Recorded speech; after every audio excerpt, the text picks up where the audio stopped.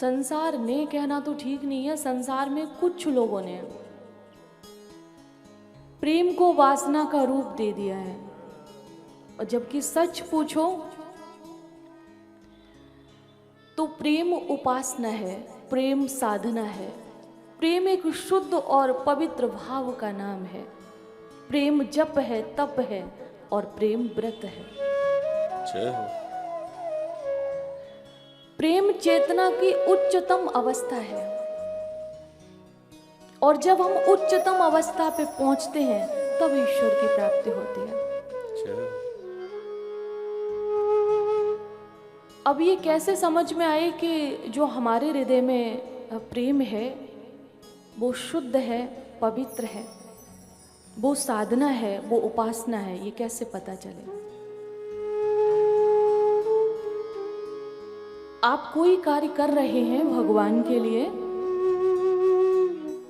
उसमें अपने सुख की भावना नहीं है। आप अपने सुख के लिए नहीं कर रहे, स्वांता सुखाय के लिए नहीं कर रहे हैं। आप जो भी कार्य भगवान के लिए कर रहे हैं तो वो साधना है, और जो कार्य भगवान के नाम पर अपने लिए कर रहे हैं उस प्रेम को शुद्ध और पवित्र नहीं कहा गया है, उसको स्वार्थ कहा गया है। तो साधना, उपासना कौन सी प्रेम को कहा गया है? जिसमें अपने सुख का भाव नहीं है, जिसमें स्वार्थ का लेस मात्र भी नहीं है।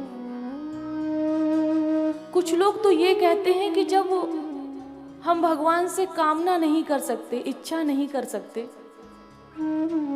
फल की प्राप्ति का हमें मना किया जाता है कि आप फल की इच्छा से कोई काम मत करिए, तो हम काम करेंगे ही क्यों? ये जो कामना की इच्छा है, जो फल की इच्छा, यही तो कर्म करवाती है। भाई संसार में हर जगह सौदा करते हो, हर जगह सौदागर बने हुए हो। भगवान के सामने तो कम से कम निस्वार्थ भाव से जाओ, वहां सौदा क्यों करते हो? 1 साल मैंने ये नियम पूरा किया, ये मुझे दे दो। ये शुद्ध प्रेम का भाव नहीं है। 1 साल मैंने ये नियम पूरा किया और इसका जो पुण्य मिला प्रभु, ये मैंने आपके चरणों में समर्पित किया, ये शुद्ध प्रेम है। जहां पर कामना और वासना का अंत होता है, वहां से शुद्ध प्रेम का शुभारंभ होता है। भगवान भगवान क्यों है? क्योंकि वो इच्छाओं से, वासनाओं से, कामनाओं से रहित हैं। और हम इंसान इंसान क्यों हैं? क्योंकि हम इन तीनों से युक्त हैं। इसलिए नहीं तो हम में और आप में और भगवान में इतना भी अंतर नहीं है। वो परमात्मा है और हम सभी जीवात्मा हैं, हम उसी के अंश हैं, हम उससे अलग नहीं हैं, हम उसी के अंश हैं। वो आत्मा के रूप में हम सब में निवास करते हैं। और हमारे शरीर के किस हिस्से में निवास होता है? हृदय में, हृदय में निवास होता है। कभी कभी आप कहते हो ना कि हमारी अंतरात्मा दुखी हो गई। जब आप बहुत कष्ट में हो जाते हो किसी की वाणी से, किसी के कर्म से, तो आप कहते हो मेरी अंतरात्मा बहुत दुखी हो गई। अंतरात्मा अर्थात आपके भीतर बैठा परमात्मा, वो बहुत दुखी हो गया। दर्द शरीर के किसी भी अंग में हो, आंसू आंख से ही आएगा। और वो आंसू कहां से आता है? हृदय से होकर आता है। आंसू आंख से ही आएगा। भगवान कहते हैं कि जिस दिन स्वार्थ का त्याग कर दोगे, अपने सुख का त्याग कर दोगे, उस दिन तुम्हें वो मिलेगा जो तुम चाहते हो। और जब तक अपने सुख की भावना से कोई भी सत्कर्म करोगे तो तुम्हें वो मिलेगा जो मैं चाहता हूं। जो तुम चाहते हो वो नहीं मिलेगा, लेकिन जब तुम मेरे लिए कर्म करोगे तब वो मिलेगा जो तुम चाहते हो। और जब तुम अपने लिए कर्म करोगे और मांगोगे मुझसे, तब तुम्हें वो मिलेगा जो मैं चाहता हूं। और भगवान हमें जो देते हैं वो हमारी भलाई के लिए देते हैं, हमारी अच्छाई के लिए देते हैं। एक छोटा सा बालक होता है, क्या वो ये जानता है कि चाकू से हमें चोट लगेगी? अगर उसके सामने आप चाकू डाल दो तो वो उससे खेलने लग जाएगा, क्योंकि उसको नहीं पता है कि चाकू से हम कट जाएंगे। क्या माँ या पिता उसे चाकू से खेलने देते हैं? नहीं, क्योंकि वो जानते हैं कि इससे इसे चोट लगेगी। ठीक उसी प्रकार भगवान हमारे माता पिता हैं। तुमेव माता च पिता तुमेव, तुमेव बंधु च सखा तुमेव। वो हमारे बंधु हैं, हमारे माता हैं, हमारे पिता हैं, हमारे सखा हैं।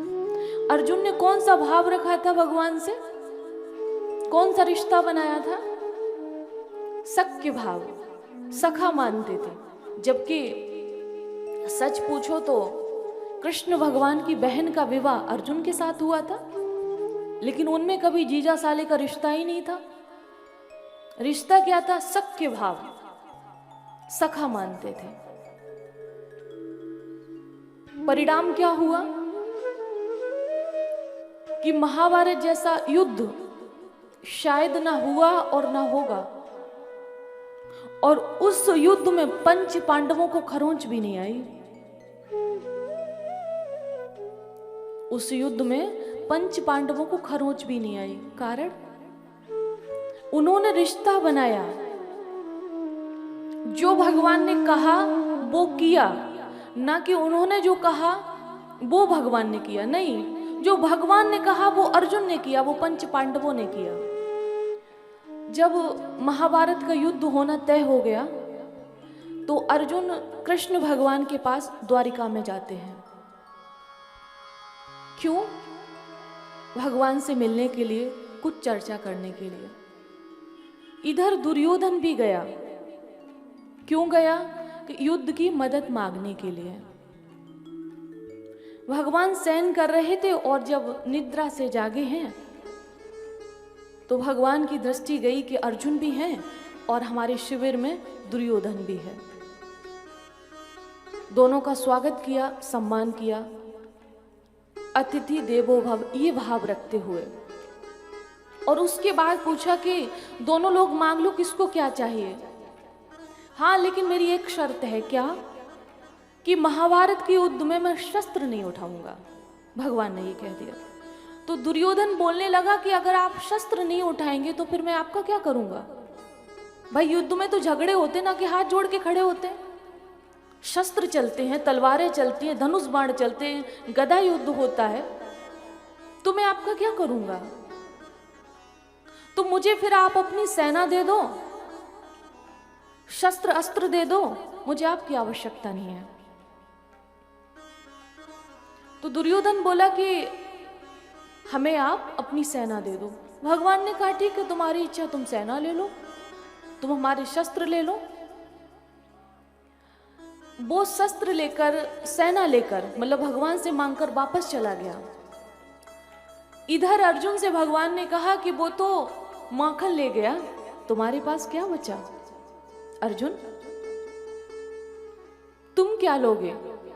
तुमने युद्ध की मदद नहीं मांगी, तुमने अब तक कुछ मांगा नहीं, तुम्हें क्या चाहिए? तो अर्जुन ने भगवान से कहा कि ना मुझे शस्त्र चाहिए, ना मुझे आपकी नारायणी सेना चाहिए, मुझे तो आप चाहिए। वो माखन ले गया, उसके पास माखन है और मुझे माखन चोर चाहिए। परिणाम क्या हुआ? अर्जुन ने कहा कि मैं अपने आप को, अपने समस्त कर्मों को आपके चरणों में समर्पित करता हूं। आप जो कहेंगे वो मैं करूंगा, ना कि मैं जो कहूं वो आप करें। तो परिणाम क्या हुआ? भगवान सारथी बने और अर्जुन आराम से बैठे हैं। आपने संसार में देखा है, देखिए, अरबपति खरबपति भी कोई किसी का ड्राइवर नहीं बनेगा, ड्राइविंग नहीं करेगा। और भगवान तो अखिल कोटि ब्रह्मांड नायक है, अखिल कोटि ब्रह्मांड नायक। और वो ब्रह्मांड नायक प्रेम के कारण सारथी बने। सबसे ऊंची प्रेम सगाई।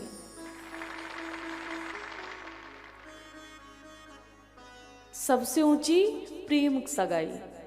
प्रेम के बस पारत रत हाक्यो, भूल गए ठकुराई।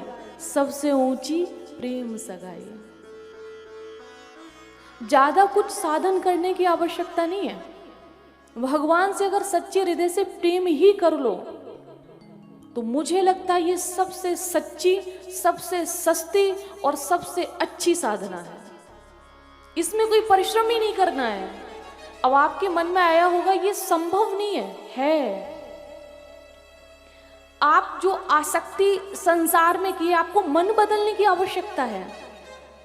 आपको वस्तु चेंज करने की आवश्यकता है। आपको कुछ नया नहीं करने की आवश्यकता है। जो मन संसार में लगा है वही भगवान में लगा दो। एक दिन निवेदन किया था कबीरदास जी के दोहे का,